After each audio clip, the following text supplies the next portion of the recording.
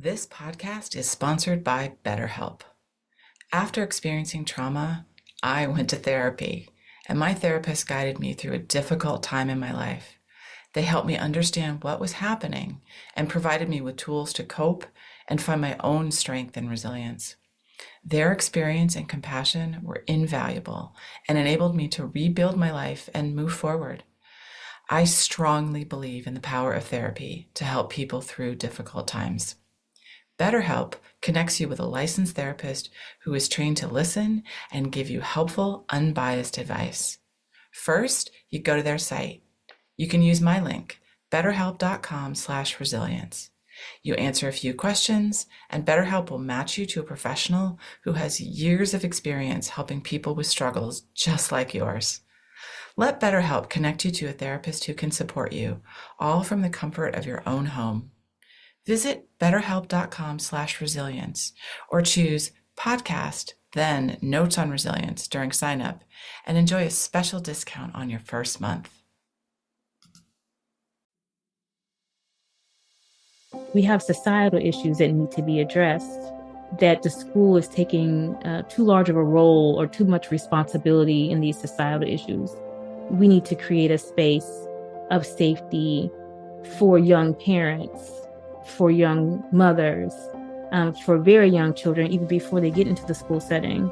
And this would be a way to address our larger societal issues around trauma, unresolved trauma, intergenerational, historical, and collective trauma, as opposed to attempting to make the schools the space where it happens. Hello, and welcome to Notes on Resilience. I'm your host, Manya Chalinsky, and today is another episode in the series, Unveiling Trauma's Impact, Navigating the Hidden Costs. And today, we're looking at the hidden costs of trauma and how they show up in the education system. My guest is Ingrid Cockhren. She is the CEO of PACES Connection, which is a social network dedicated to raising the awareness of adverse childhood experiences and positive childhood experiences. And she's an adjunct professor at Tennessee State University. We had an amazing conversation, and I think you're going to learn so much. I know that I did. Enjoy the episode. Hey, Ingrid, I'm so glad you and I are talking today. Thank you for being here. Thank you for having me. Now, we're going to be talking about a pretty serious subject, but before we dive into that, it's a question I ask all my guests just to get us started and learn more about you.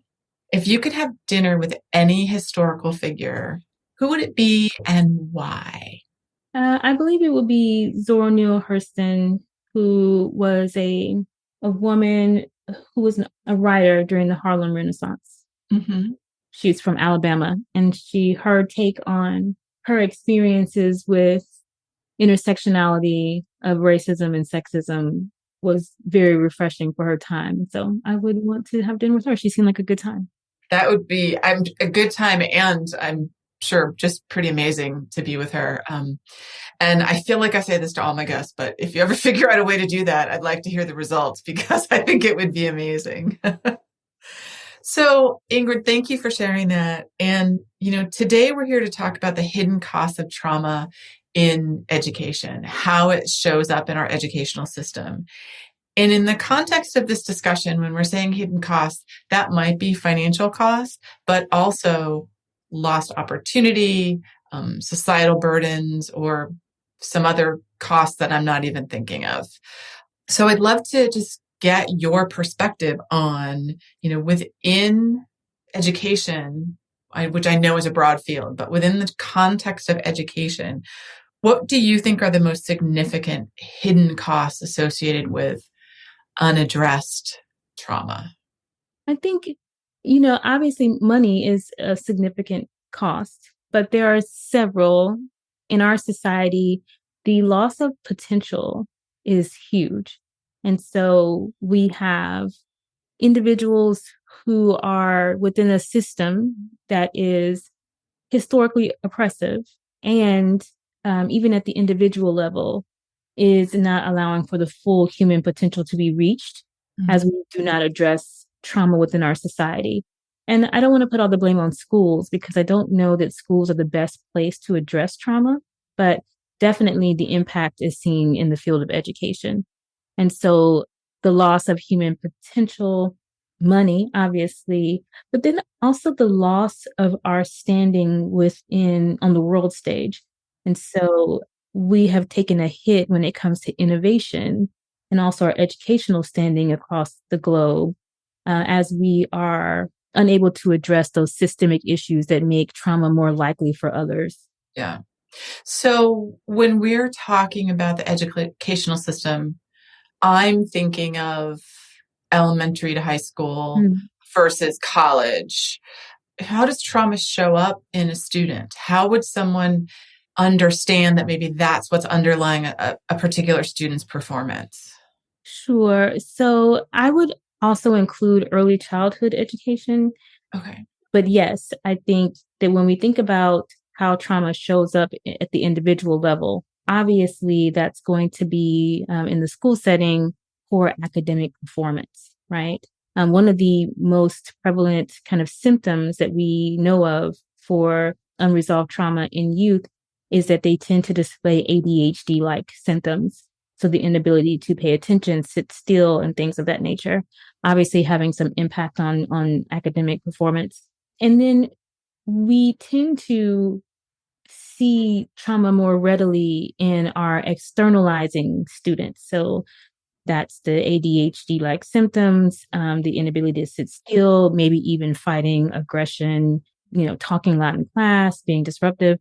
We often overlook internalized behaviors. So children who isolate, keep to themselves, are dealing with more depressive type behaviors and anxiety, all of which have impact. But I just want to make sure that we are having the full gamut of symptoms. Right. And I appreciate you making that distinction when you were saying the ADHD like symptoms and the acting out. I thought, yes, of course. But I hadn't even in my brain gone to those more internal symptoms that are less obvious. And I would imagine because they're less obvious, can be more difficult to address.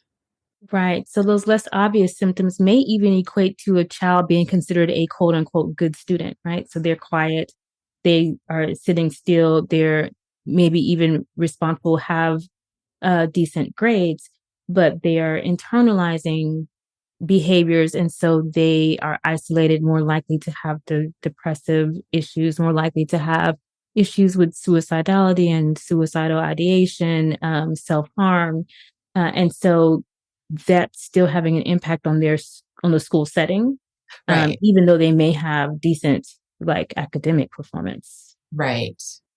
And I'm just trying to play out in my mind a student, say early childhood or early grade school, experiencing some of these difficulties. And how does that play out by the end of their school career? And I know that we're talking great generalities here where Yeah. each child is their own individual, but I'm wondering, is this something that leads to more students dropping out, more something like that? Trauma is not one size fits all. So there's a whole gamut of symptoms and outcomes. And so and this is where kind of the cost can come into play. Mm. Someone could be a great student and deal with unresolved trauma. Unresolved trauma always has a physical component. Mm-hmm. And so there is the physical impact to, the health of our populace based on trauma, regardless of whether or not it's internalized or externalized. And so there is that impact, the costs that go along with having a populace that's sick. Once they are out of school and in the workforce, those mental health drivers of low productivity and not being able to integrate into the workplace, not be able to maintain a steady income and things of that nature all play a part. And so when we're thinking about what it means when they are, no longer in school, yes, there's the implications that go along with, dropping out early or having poor academic performance or not being able to integrate into the workforce. There's also the mental health cost of unresolved trauma that impacts all of our citizens, to include when they're in the workforce and being a productive citizen. And then there's the physical cost of higher rates of heart disease, higher rates of cancer, higher rates of, all chronic stress related diseases. Mm-hmm. This has a huge impact on us as a society, again, when it comes to money, but then also, just quality of life issues and the loss of human potential. Yes, absolutely. And we're talking about kids, many of whom their trauma is not necessarily based in the educational system. It's not necessarily from the school, but they're going through this whole system. And then our teachers and our teachers' aides and all of the folks at school are having to deal with just a wide number of different behaviors from whatever cause the actual behavior is. I guess I'm wondering, what's the cost to the whole class if you've got some kids who are really struggling in a particular class? I think a different way to look at this is our schools are a microcosm of our society. And we, as a society, tend to blame the victims and be very individual focused on systemic problems. Mm-hmm. And so our schools are too punitive. Our schools are racist. Our schools are sexist, because they are a reflection of our larger society. And the implications in the school setting, especially if we include early childhood education, is that children are interfacing with schools while they're in very distinct sensitive periods. Mm-hmm. So early childhood education is sensitive all the way up to age 6 to 7. We're within a sensitive period of brain development. And then you come back around to another sensitive period in adolescence, where it is also a sensitive period in brain development, but it is more social in nature. Mm-hmm. So in early childhood, there is a really strong emphasis on belonging that's focused on caregivers. So do the adults in my space take care of me? Are they responsive? Do they facilitate my brain growth? Do they facilitate my social development? And then in the sensitive period of adolescence, it is more of a sense of belonging with my peers. Mm-hmm. So can I easily become involved in relationships with my peers? Can I have a boyfriend or a girlfriend? Can I get along well with my teachers? Can I learn teamwork through sports and things of this nature? Schools are kind of the backdrop to all of this development. They are just as impactful as parents, because when we think about the time spent in our day-to-day, children spend as much time at school as they do at home. Mm-hmm. And so it is very important that the adults in the school setting are just as responsive and facilitate that environment that allows children to feel safe and to grow and to create a sense of belonging between caregivers and the student, but also between the student and the other students, right? Right. So it's a very influential institution, but again, it's a reflection of the larger society. So within that institution, there is oppressive systems, there's blaming the victim, there is racism, sexism, homophobia, and other isms that we have in our larger society that are impacting those children. Wow. I just keep thinking it is really hard to be a teacher, isn't it? Very hard. Because you have the subject matter you're teaching, the social skills, the relationship skills, dealing with the hidden or not so hidden response to trauma in your students. I'm going to say it here. We are not paying our teachers enough.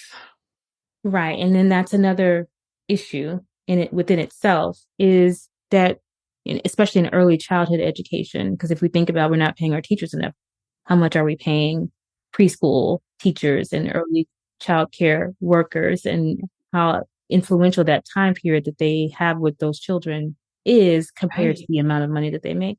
It is a reflection of how much value we place on these children's development within our society. And Again, I'm always on the fence when I have conversations about schools around how much or what responsibilities schools play when we're talking about these issues. We have societal issues that need to be addressed, that the school is taking too large of a role or too much responsibility in these societal issues. Right. We need to create a space of safety for young parents, for young mothers, for very young children, even before they get into the school setting. And this would be a way to address our larger societal issues around trauma, unresolved trauma, intergenerational, historical, and collective trauma, as opposed to attempting to make the schools the space where it happens. Right. We're putting just more on the shoulders of the educators when their job really is education. So we're talking about the impact of trauma in education and the educational system. And as you said, it's not necessarily the school's role.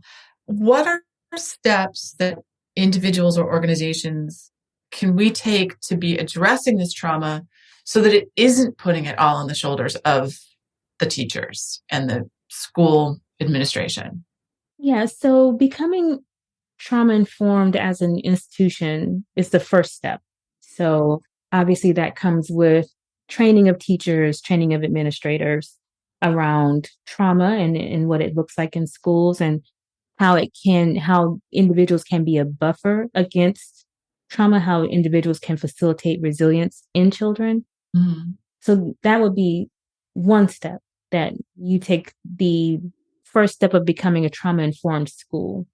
And there's no destination with that. That's an ongoing process that will be continuous in nature. Right. Other steps that schools can take would be, to evaluate their own bias. DEI is very buzzy, but what we're really saying is that we will not engage in exclusionary practices in the school setting. We won't treat students differently based on their skin color or their socioeconomic status or their gender expression. These are things that, even though difficult, are possible. And this would be kind of the first steps in creating environments where children can thrive in our society, where we can at least then become a safe haven for students, regardless of what type of trauma they may be experiencing outside of the school setting. Right. So you mentioned earlier intersectionality, and we're talking about whether it's race or gender or sexual orientation or socioeconomic status. All of these things intersect to make us who we are. And how do those factors kind of interconnect in this environment? And then I guess how can we change that? How can we promote inclusivity and address these challenges? Some of this issue, like I said before, schools are a microcosm of our society. These are societal issues. Again, I don't know how much power schools have to address these societal issues, especially when so much of our society is built around race and gender. And what that means is, regardless of what goes on in the school, teachers and administrators are coming into the school from our larger society. They come in with their own beliefs, values that play out in the way that they teach, in the way that they, the policies they create, the way that they enforce the rules. All of this, they're bringing their own background with them. And so we have to strive to be anti-bias and culturally responsive. But then the question is kind of, what is the incentive to do that in schools when our larger society is not built in that same way? The reason why we even need kind of this trauma-informed push in school settings is because we need a trauma-informed push in our larger society. Right. We are a society that has been built to ensure the success of white male individuals, which means that everyone else is vulnerable within our society. As we push to be more inclusive and to make things better for all citizens or all people within our society, we get a very clear pushback on those efforts. Right. This is a reflection of these are systemic issues that are longstanding within our society. I want to be very clear that they've gotten much better, obviously, over time, but we will be continuing to push back on this narrative as we try to bring about a more inclusive environment. What schools can do, however, is focus on the real issues, the root causes. Instead of focusing on individual children, they need to focus on the root cause of the issue. And so for schools, I would suggest that there's always a sense of radical inquiry. So I'll give an example of that. Our schools are, kind of ground zero for deficit focused research narratives around people of color. All of our research shows different things like lower IQ, lower scores around standardized testing, more behavioral issues and behavioral problems in classrooms. I mean, we have a landscape, a research landscape that's very clear. Yeah. Then the question should then be why? Why is it that Black and brown children tend to be struggling? The first answer that people generally give is culture. There are cultural differences between these groups, and that's why, these individuals are struggling. That is not true, because we have a landscape in our society that has shifted the culture of these different groups. So, for example, children who come from historically traumatic backgrounds, children who come from socioeconomically, low SDS backgrounds have kind of this culture. This is not exactly just because, it is because of the stress and trauma that goes along with that culture that has pushed those groups to adjust for survival. Yes. So it's hard to say that that's a cultural issue when it is, in fact, the adjustments that come along with racism and poverty. And so that's a root cause. These are root cause issues as opposed to, there's a different culture based on skin color. Also, our education system is rife with scientific racism and scientific colonialism, which is the belief that these different groups are fundamentally different because of their skin color. And the research is obviously flawed. There's no real genetic differences between us. It is more so the environmental factors that we are subjected to presently, but have been subjected to throughout generations. Right. And so this means that schools need to do their due diligence in reverse engineering how this came about. This came about through prioritizing specific groups for privilege and economic advantage. And so equity is how we kind of reverse engineer that. This is extremely controversial because equity is not the same as equality. And so if I'm going to be equitable, then that means I'm going to prioritize children of color. I'm going to give them more funding, more assistance, more care, better quality than I would their white counterparts. And this is when we get parents at the school board meeting throwing tantrums on the floor. And we also would have to, in the school setting, one of the best ways that schools can bring about the change that they would like to see in this space is if they tell accurate history. Yes. And this, again, will be the kind of thing that would bring parents to the school board meeting throwing tantrums on the floor. But at the end of the day, it is also an equity issue. If we have children of color who are being subjected to racism, then we must have white children being subjected to the history of our nation so that we can first actually address racism. We believe the narrative is that Black children and Latino children, Indigenous children are doing better in school settings over time and having better gains educationally because there's been improvements within their communities. And that's the wrong narrative. They're doing better because white people and white institutions are treating them better. Yeah. And that's the only reason why they're doing better. And so if we change this narrative and we begin to kind of shift the way that we look at our society and where we should be examining and what we should be looking for and what research we should be engaging in, it makes no sense to research Black and brown communities around their deficits when we know the root source. Instead, we should be researching the mechanisms of racism and how they've played out and how to avoid them. Right. And that means that we need to have an intergenerational focus on white children and white communities to avoid racist policies, racist beliefs and values being transferred. And that could be a way that schools could make that happen. That's one solution, but we tend to really focus on the narrative around deficit research for communities of color and what intervention we should use to address those kinds of things, right? Absolutely. What you're saying, that is not the approach that we need. And I so appreciate you talking about how this is a societal issue, but how it's showing up in education, and that we're putting a lot of responsibility on educators. And some of it needs to be in that environment because there do need to be some changes. Some of it isn't. And I guess, in your opinion, like, what is the ethical and moral obligation of maybe an educational institution or us as a society to, really understand the impact of trauma on schools or on the educational life of a student and make it better?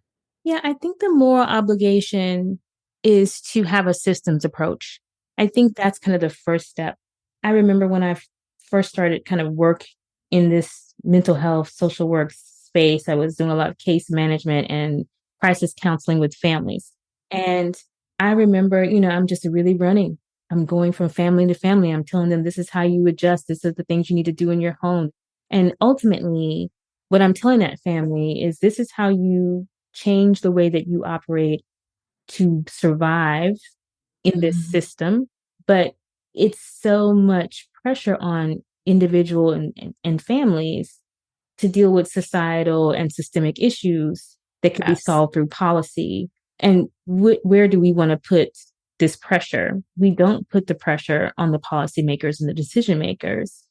Instead, we put the pressure on the individual child, the individual mother, the individual teacher. Right. Yeah. To say, you need to do better. You need to work harder. You need to adjust to this system.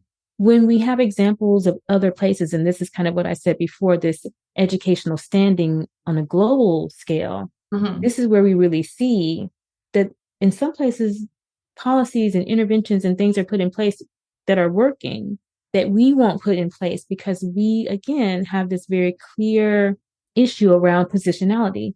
Who prospers in this society?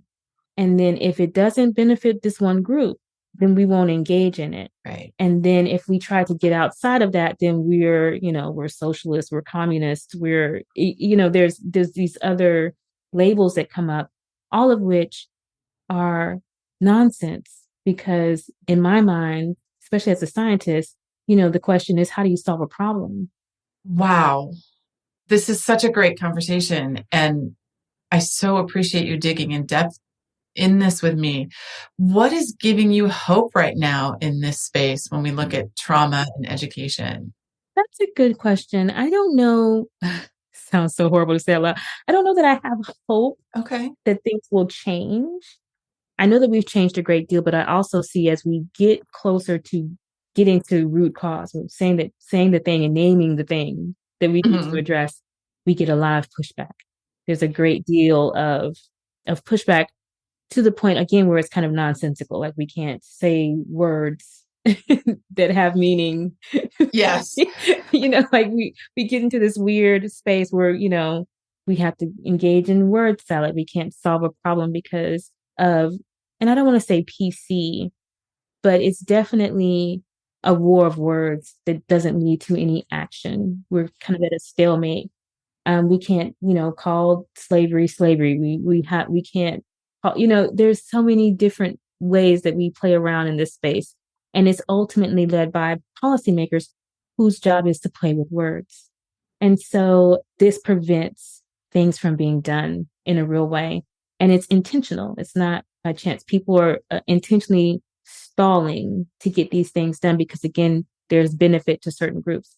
What I'm hopeful about is as we've brought in the information age, and now we have so much information at our fingertips and individuals are able to construct meaning for themselves as opposed to education being the only way that you can get to information.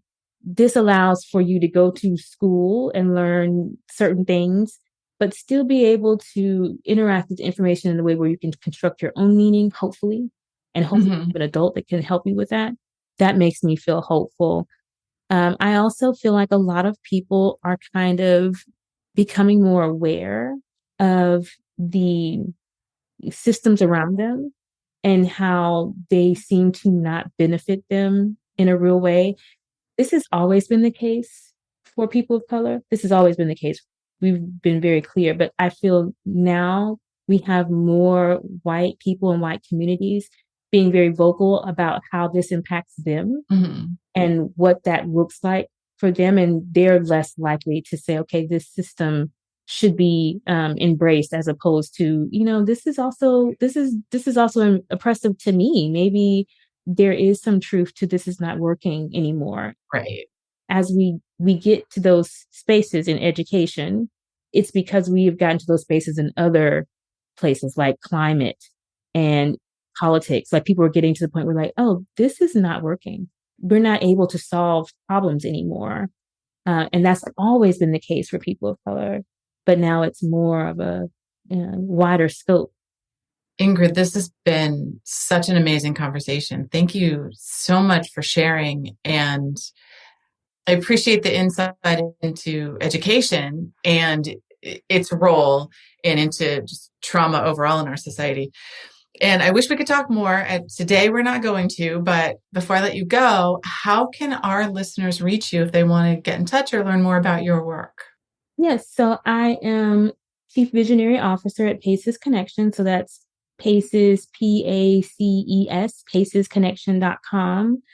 And it is a resource and social network that is really dedicated to raising awareness of PACES science. So the science of positive childhood experiences and adverse childhood experiences.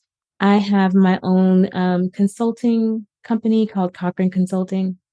And I can be found on most social, especially LinkedIn. So it's ACES Ingrid on LinkedIn and on Twitter, well, formerly known as Twitter.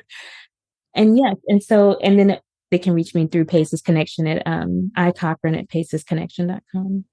Oh, that's great. Thank you so much. And I'm going to put links to those in the show notes. So to make it easier for our listeners to reach out and connect with you. And Ingrid, thank you so much. This was such an amazing conversation. I really appreciate your time. Thank you. Thank you for having me. Thank you for listening. I hope you got as much out of this conversation as I did. So if you'd like to learn more about me, Manya Chilinsky, I work with organizations to help understand how to create environments where people can thrive after difficult life experiences. And I do this through talks and consulting.